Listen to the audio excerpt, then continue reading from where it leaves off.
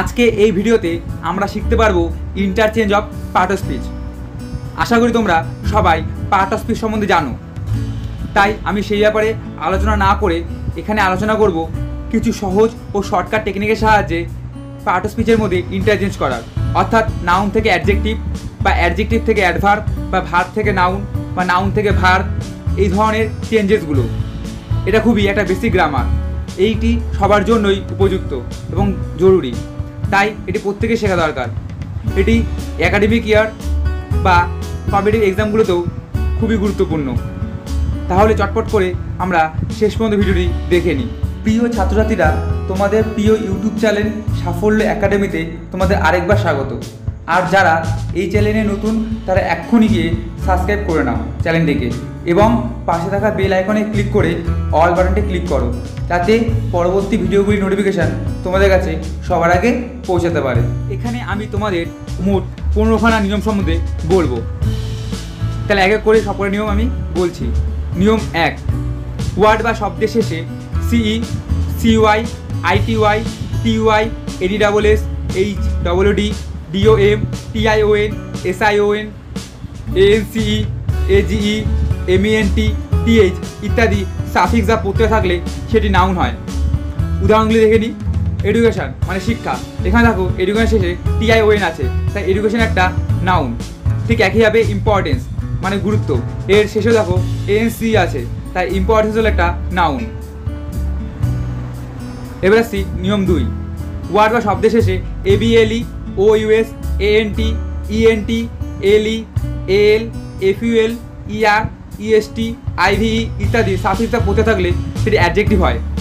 আমরা উদাহরণটা দেখে নিই। যেমন দেখো বিউটিফুল মানে সুন্দর, এখানে দেখো বিউটিফুলের শেষে এফইউএল আছে, তাই বিউটিফুল একটা অ্যাডজেক্টিভ। ঠিক একইভাবে বেস্ট মানে শ্রেষ্ঠ, লাস্টে ইএসটি আছে। ইম্পর্টেন্ট মানে গুরুত্বপূর্ণ, এর শেষে এএনটি আছে, তাই এগুলি অ্যাডজেক্টিভ। এবার আসি নিয়ম 3, অ্যাডজেক্টিভের শেষে এলওয়াই যোগ করলে সেটি অ্যাডভার্ব হয়। উদাহরণ দেখে নিই। যেমন দেখো স্লো মানে ধীর, দেখো এই স্লো এটা একটা অ্যাডজেক্টিভ, এর শেষে এলওয়াই যুক্ত করে সেটাকে অ্যাডভার্ব করা হয়েছে, অর্থাৎ স্লোলি, স্লোলি মানে ধীরে ধীরে। নিয়ম 4, অ্যাডভার্বের শেষের দিকে এলওয়াই বাদ দিলে সেটা অ্যাডজেক্টিভ হয়। উদাহরণ দেখো স্লোলি মানে ধীরে ধীরে, এটা একটি অ্যাডভার্ব, এর শেষ থেকে এলওয়াই বাদ দিয়ে এটাকে অ্যাডজেক্টিভ করা হয়েছে, অর্থাৎ স্লো, স্লো মানে হচ্ছে ধীরে। নিয়ম 5, ওয়ার্ড বা শব্দের শেষে টিই, ডি, ইডি, এআইএন, এফওয়াই, ই, ইএন, আইজেডি, এসি, আইএনজি ইত্যাদি সাফিক্স বা প্রত্যয় থাকলে সেটি ভার্ব হয়। আমরা উদাহরণটা দেখে নিই। যেমন দেখো বিআইএলডি, বিল্ড, বিল্ড মানে নির্মাণ করা, এখানে দেখো লাস্টে কি আছে ডি, তো এটি একটি ভার্ব। ঠিক একইভাবে বিউটিফাই মানে সুন্দর করা, লাস্টে কি আছে এফওয়াই, তাই এটি একটি ভার্ব। নিয়ম 6, নাউনের শেষে সিওয়াই বা সিই বাদ দিয়ে যদি টি বা টিই যোগ করা হয় তাহলে সেটি অ্যাডজেক্টিভ হয়। যেমন উদাহরণ দেখে নিই আমরা।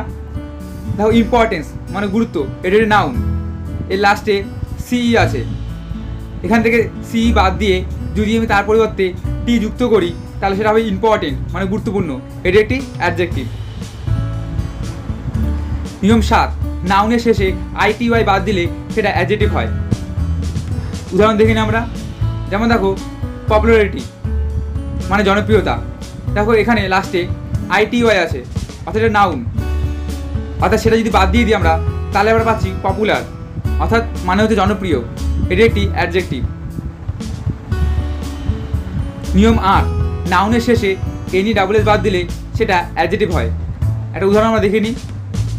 যেমন দেখো অ্যাফুলনেস মানে জঘন্যতা, এর শেষে এনি ডাবলএস আছে, সেটা যদি বাদ দিয়ে দিই আমরা কী পাবো অ্যাফুল, অর্থাৎ ভয়াবহ, এটি একটি অ্যাডজেক্টিভ। নিয়ম 9, নাউনের শেষে এইচডব্লিউডি বা ডিওএম বাদ দিলে সেটা অ্যাডজেক্টিভ হয়। একটা উদাহরণ দেখে নিই। যেমন দেখো ফলসহুড মানে মিথ্যে, এখানে লাস্টে এইচডব্লিউডি আছে, এটা নাউন, এখান থেকে যদি আমি এইচডব্লিউডি বাদ দিয়ে দিই তাহলে পাবো ফলস মানে মিথ্যে, এটি একটি অ্যাডজেক্টিভ। নিয়ম 10, নাউনের শেষে টিআইওএন বাদ দিয়ে টি বা টিই যোগ করলে এটি ভার্ব হয়। আমরা উদাহরণটা দেখে নিই। যেমন দেখো কানেকশান মানে সংযোগ, লাস্টে TION আছে, দ্যাট নাউন। এবার এখান থেকে যদি আমরা TIONটা বাদ দিয়ে দিই তাহলে পাচ্ছি কানেক্ট মানে যুক্ত করা, এটা একটি ভার্ব। নিয়ম 11, নাউনের শেষে MENT বাদ দিলে সেটা ভার্ব হয়। আমরা একটা উদাহরণ দেখে নিই। যেমন দেখো এনজয়মেন্ট মানে উপভোগ, এখানে লাস্টে MENT আছে অর্থাৎ এটি নাউন।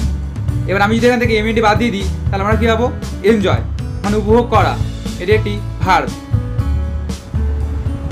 নিয়ম 12, নাউনের শেষে ANCE বাদ দিলে সেটা ভার্ব হয়। উদাহরণ হলো অ্যাকসেপ্টেন্স মানে গ্রহণ, এর শেষে ANCE আছে তাই নাউন এটি। এখান থেকে যদি আমরা ANCটা বাদ দিয়ে দিই তাহলে হয়ে যাবে অ্যাকসেপ্ট অর্থাৎ গ্রহণ করা, এটি একটি ভার্ব। পরীক্ষায় 80%-এর বেশি নম্বর পেতে চান তাহলে আজই যোগাযোগ করুন সাফল্য একাডেমিতে। এটি একটি 12 বছরের স্বনামধন্য শিক্ষা প্রতিষ্ঠান। এখানে পঞ্চম থেকে দশম শ্রেণী পর্যন্ত বাংলা, ইংরেজি, ইতিহাস, ভূগোল, অঙ্ক, পদার্থবিজ্ঞান, জীবনবিজ্ঞান পড়ানো হয়। আর একাদশ, দ্বাদশ এবং বিএড বাংলা, ইংরেজি, ইতিহাস, শিক্ষাবিজ্ঞান, রাষ্ট্রবিজ্ঞান, অর্থনীতি, দর্শন ও সমাজবিজ্ঞান পড়ানো হয়। এখানে প্রতিটি সাবজেক্ট নোট করে ও বুঝিয়ে পড়ানো হয়। এছাড়া প্রত্যেক মাসে লিখিত পরীক্ষার ব্যবস্থা আছে। এছাড়াও এখানে ফ্রি মক টেস্ট নেওয়া হয় এবং প্রয়োজনে সাজেশন দেওয়া হয় যা 100% কমন। এছাড়াও ফেসবুক গ্রুপ আছে এবং ইউটিউব চ্যানেল তো রয়েছেই, সেখানেও আপনারা ফ্রিতেই ক্লাস করতে পারবেন। তাই আজই যোগাযোগ করুন নিচে দেওয়া নম্বরে। এবার আসছি নিয়ম 13, নাউনের শেষে AGE বাদ দিলে সেটা ভার্ব হয়। আমরা উদাহরণ দেখে নিই। দেখো ব্রেকেজ মানে ভাঙন, তা লাস্টে AGE আছে তাই এটা একটি নাউন। এখান থেকে যদি আমরা AGEটা বাদ দিয়ে দিই তাহলে পাবো ব্রেক, ব্রেক মানে ভাঙা, এটি একটি ভার্ব। নিয়ম 14, ওয়ার্ড বা শব্দের প্রথমে DE, DIS, LI, IM, IN, IR, UN, MISS ইত্যাদি প্রেফিক্স বা উপসর্গ থাকলে সেটা বাদ দিলে অ্যান্টোনিম বা বিপরীত অর্থবোধক হয়। আমরা উদাহরণ দেখে নিই। যেমন দেখো ডিসকানেক্ট মানে পৃথক করা, এই সামনে DIS যদি আমরা বাদ দিয়ে দিই তখন হবে কানেক্ট মানে যুক্ত করা, তাহলে এখানে ডিসকানেক্টের বিপরীত হলো কানেক্ট। ঠিক একইভাবে ইমর্টাল মানে অমরণশীল, সামনে থেকে যদি আমরা IMটা বাদ দিয়ে দিই তাহলে পাবো হচ্ছে মর্টাল মানে মরণশীল, এটি একটি ইমর্টালের বিপরীত। নিয়ম 15, ভার্বের আগে BE, EN, EM, IM ইত্যাদি প্রেফিক্স বা উপসর্গ থাকলে সেটা বাদ দিলে নাউন বা অ্যাডজেক্টিভ হয়। আমরা উদাহরণ দেখে নিই। যেমন দেখো এনেবেল মানে সক্ষম করা, তো এখানে এটি একটি ভার্ব যেহেতু এর সামনে EN আছে। এবার এখান থেকে যদি আমরা ENটাকে বাদ দিয়ে দিই তাহলে পাবো অ্যাবেল মানে সক্ষম, এটি একটি অ্যাডজেক্টিভ। তাহলে এখানে আমি তোমাদের 15খানা নিয়ম সম্বন্ধে বলে দিলাম এই ফার্স্ট পার্টে। আমি এরপরে আস্তে আস্তে আরও অনেক পার্ট নিয়ে আসবো, সেখানে আমি আরও নিয়মগুলি বলতে থাকবো। তাই তোমরা নিয়মিত আমার ভিডিওগুলি ফলো করতে থাকো এবং ভিডিওটি কেমন লাগলো সেটা অবশ্যই কমেন্ট করে জানিও। এছাড়াও আমি আরও বিভিন্ন ধরনের ইংলিশের ভিডিও এবং অন্যান্য সাবজেক্টের ভিডিও আমি দিয়ে দিয়েছি, ডিসক্রিপশন বক্সে গিয়ে তোমরা তার লিঙ্ক পেয়ে যাবে। এছাড়া ভিডিও শেষে এবং আই বাটনে ক্লিক করেও তোমরা বিভিন্ন রকম ভিডিও দেখতে পারো ইংলিশের উপরে। ভিডিওটি যদি তোমাদের ভালো লাগে থাকে তাহলে ভিডিওতে লাইক অবশ্যই করো এবং ভিডিওটি বেশি বেশি করে শেয়ার করো, যাতে তোমাদের মতো আরও অনেক শিক্ষার্থীরা এই ভিডিওটি দেখে উপকৃত হয়। আর কমেন্ট করতে ভুলো না, তোমাদের ভিডিওটি কেমন লাগলো সেটা তোমরা কিন্তু অবশ্যই কমেন্ট করে জানিও এবং আর কোন কোন ধরনের ভিডিও তোমাদের দরকার সেগুলি তোমরা কমেন্টে জানিও। আর হ্যাঁ, আমাকে ইনস্টাগ্রামে ফলো করতে পারো, ইনস্টাগ্রাম আইডি দেওয়া রয়েছে। এছাড়া ফেসবুকে ফলো করতে পারো, ফেসবুক আইডিও দেওয়া রয়েছে। শেষ পর্যন্ত ভিডিওটি দেখার জন্য তোমাদের অসংখ্য ধন্যবাদ।